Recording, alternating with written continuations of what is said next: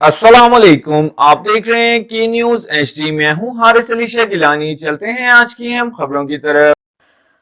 खबर शामिल करेंगे मुल्तान से, जहां से रिपोर्ट कर रहे हैं हमारे नुमाइंदे साजिद मलिक।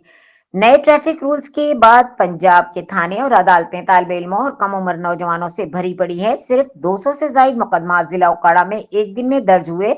24 घंटों के दौरान 38,500 से ज्यादा चालान हुए, जिनकी मालियत 3.25 करोड़ बनती है।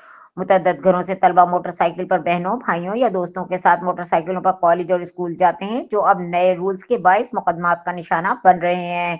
मुकदमा से ज्यादा मसला अब इनके कैरेक्टर सर्टिफिकेट का है। पंजाब में ट्रांसपोर्ट का ऐसा कोई मजबूत निजाम नहीं है कि ये तलबा बसों के जरिए कॉलेज और स्कूल पहुंच सकें।